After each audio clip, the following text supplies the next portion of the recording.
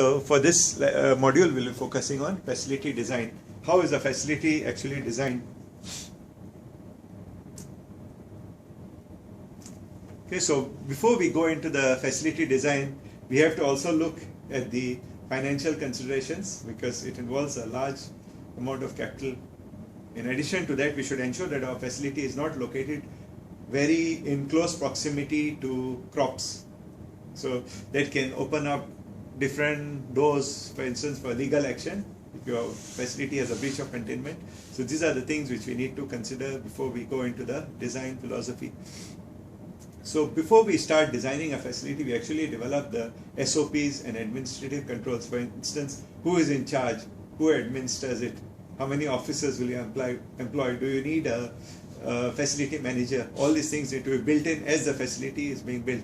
So we just don't construct a building, we actually construct the operating manual with the building. So a facility is something like a car, an analogy is a car. You need to have an operating manual with the car. You can't operate it without. It's not just a laboratory, it's also the instructional manual which goes with that laboratory. So that instructional manual contains all your administrative controls. Okay? It's a biosafety manual basically for that facility. So after you have these administrative controls in place, you have to decide regarding your directional airflows. So when you have to move a volume of air with a negative pressure, there are a lot of implications for engineering. For instance, you have to ensure that the walls and the glass panels and the seals are sufficiently strong to contain that pressure. So if you have a negative pressure, if you, for instance, you have a malfunction of the pumps or the malfunction of the compressors, you can have a situation where the pressure will go into extreme negative and you'll have breakage of panel. These are things which you need to consider when you do the engineering design. Okay, so because you're working at plants, you require light and humidity, two parameters. So you need to ensure that your building has sufficient light and that the structure, for instance, you use material which is resistant to corrosion with humidity. For instance, you may want to fumigate the greenhouse when you transfer the crop plants inside, and then you want to carry out a new experiment, you may want to carry out a fumigation. Fumigation involves corrosive chemicals. You need to consider this factor. And you need to consider the light. Okay, now that's the pro and con about using sunlight. So when you have a sunlight in your greenhouse, you have to permit light to come in. However, you also permit heat. Okay, then your cooling cost increases because you have to invest more money on aircon. So you have to decide whether you want to have a greenhouse or whether you need to have in this tropical climate, for instance, I would prefer to have a closed room with artificial lighting and air conditioning. So that basically eliminates the cost of cooling down the system. However, if you have a greenhouse for instance, in a temperate climate, it is more viable. So you have to design your facility based on the localized temperature and other climatic condition. We just don't build a greenhouse which allows light in and then spend more money on cooling the system with aircon. So that's it. Okay, so most of the system is basically managed by electronic controls. Okay. So we have a computer which controls all the heating, cooling and other procedures. We need to have a waste disposal system because all the waste coming out from a facility, which is a containment facility, needs to be disposed of in a specific manner, which is basically decontamination. It may involve autoclaving. And we need to have physical security. For instance, physical security will ensure that your material is not stolen and then propagated illegally.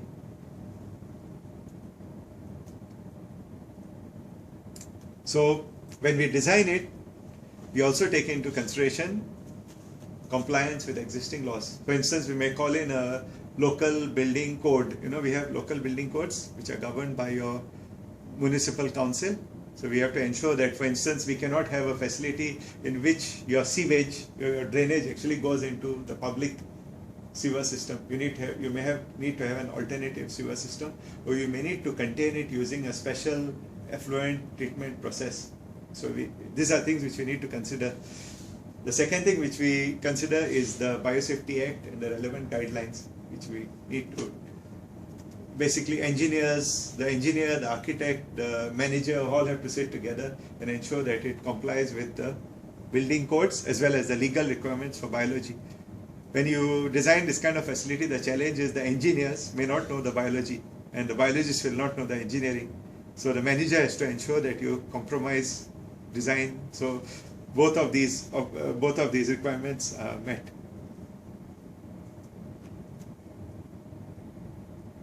Okay, so this is how we design it.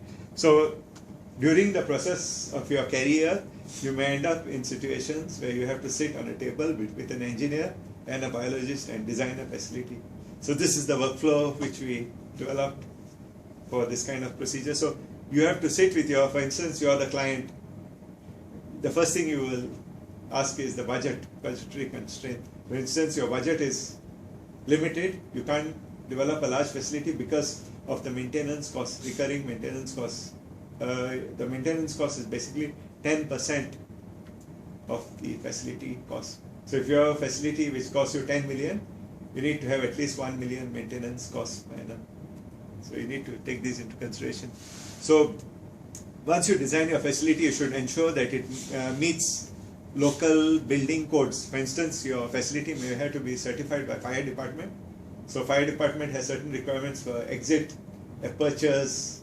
So you need to comply with these as well. Okay. Then the construction, during the process of construction of facility, there may be need for changes. For instance, when we designed our facility, we had changes in airflow pattern. You put in an additional beam, you partition a lab into smaller sections, your airflow changes. So you need to make changes on the fly. So you need to inform engineers, the airflow is changing, so these are things which you need to take into account. Because unlike a vehicle or a modular system, the facility is customized. You are developing it for your specific application. It's not like a car. You buy it off the shelf and then you use it. Okay, it's designed for general use. Facilities are customized, so you need to have specific goals and objectives for the design. And the last process is certification. Okay, you need to certify a facility with the relevant authorities in order to ensure that it's usable for experiments. If there's no certification, you basically cannot carry out work.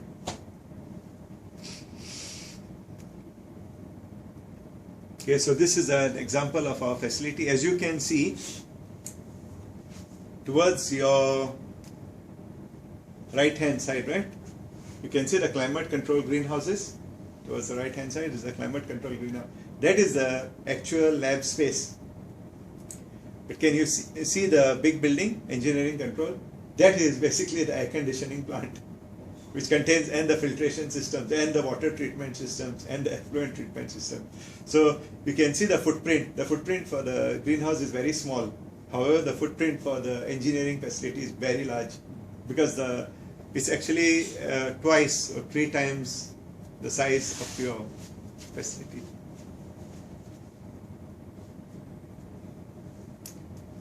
Okay, so we designed the facility based on a concept of adjacency spaces. Okay, the concept of adjacency is this.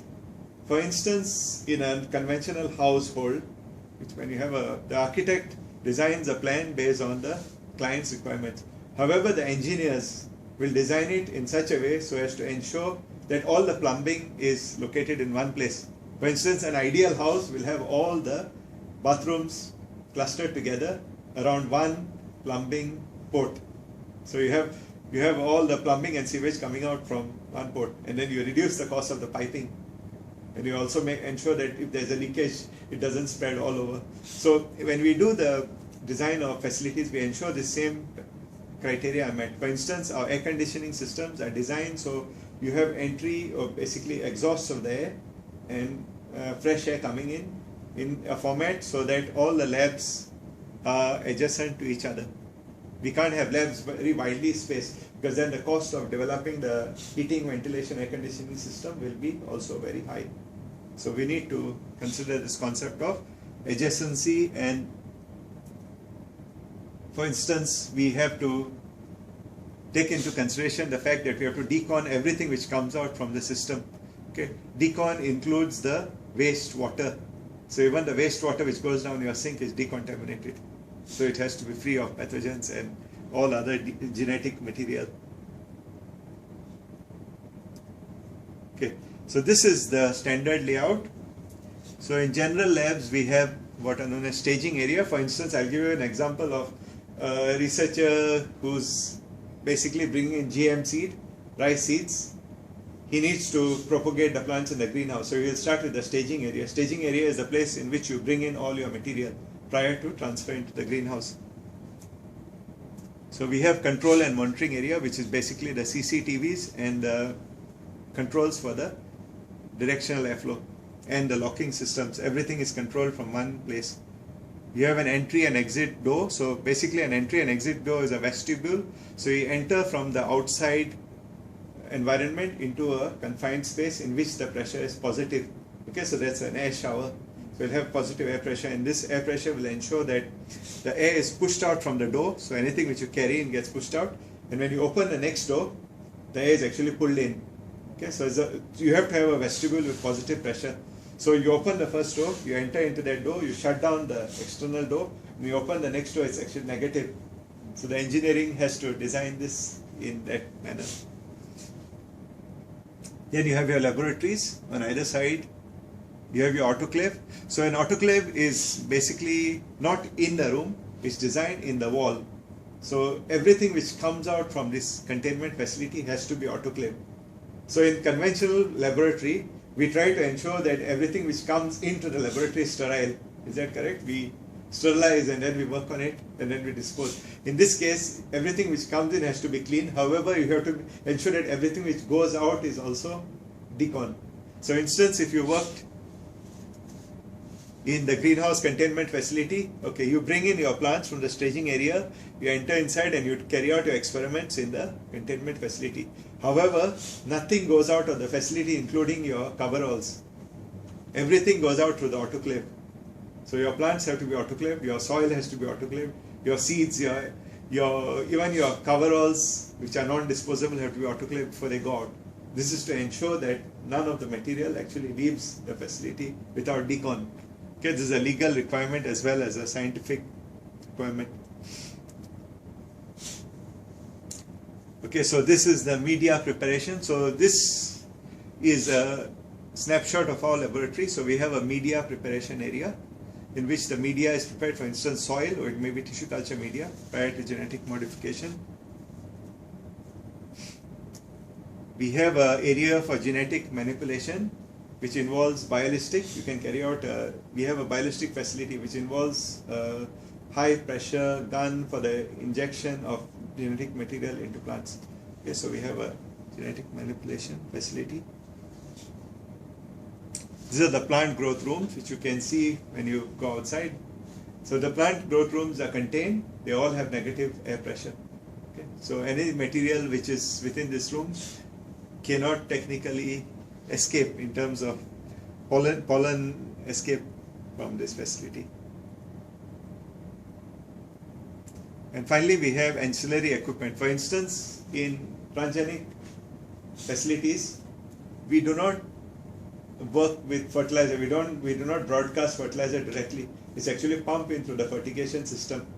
This is to ensure that there is no breach of containment. So we have a facility outside specifically with pumps which will pump fertilizer based on the dosage and based on the time interval. You can set it.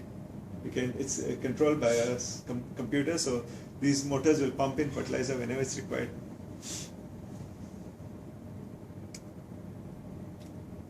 Finally, we have our HEPA filtration system. So this is a schematic of our filtration system at our facility. So as you can see, the laboratory is located on one level and all the filtration system are located in the head space. If you can imagine this room, okay, imagine this room as a lab. Okay. All the systems which pump in air are located above this lab. However, the head space has to be large enough for a human to fit in case of maintenance. Because in the event that somebody wants to change, for example, you want to change the bulb in this room, all you need to do is do it from this facility, right? In a containment facility, when you want to change a fixture, light fixture, you can't do it from inside, you have to do it from above. It's because this is sealed, it will be sealed. There won't be a space between the lamp and there will be a glass seal, and the lamp is basically located above. Okay. So that's the precaution. Same for the HEPA filtration system. Okay, so to summarize everything, modern biotechnology has extended the range of breeding approaches. This is because of advances in transgenic. You can basically transfer genes into plants beyond pollination. It goes beyond the level of pollination. Okay. So in Malaysia, the genetic modification is controlled or regulated by specific laws, which is the reason why you need to know about containment. Okay, if there were no laws, there was be no need for containment. Non-compliance can lead to punitive action. There's legal consequences for non-compliance. So in order to manage this system, we have to be aware of the process of biological risk assessment. Okay, so in biological risk assessment, there are three basic procedures. First you do a risk assessment. The second thing you do is you mitigate the risk by doing a risk mitigation. And the third thing which you perform is a performance assessment. So you got risk assessment, risk mitigation, and performance assessment. So as I told you, risk is a function of likelihood and consequence. So for every action or experiment that you perform, you need to assess the level of risk, likelihood and consequence. Once you assess the level of risk, you need to apply controls. So those controls are elimination, substitution, you have your engineering controls, administrative control, and personal protective equipment. So you apply these controls, and then when you have applied the control, you assess the risk again, and if it's acceptable, you decide to work with it. If it's not acceptable, you apply more controls. Okay. So the degree of controls is basically limited by your financial commitment. So if you need to carry out high risk experiments, you have to ensure that you have a sufficient financial commitment towards that risk mitigation. And the last thing which you need to take into account with regard to plant is the design consideration for the facility. So that's the summary of this module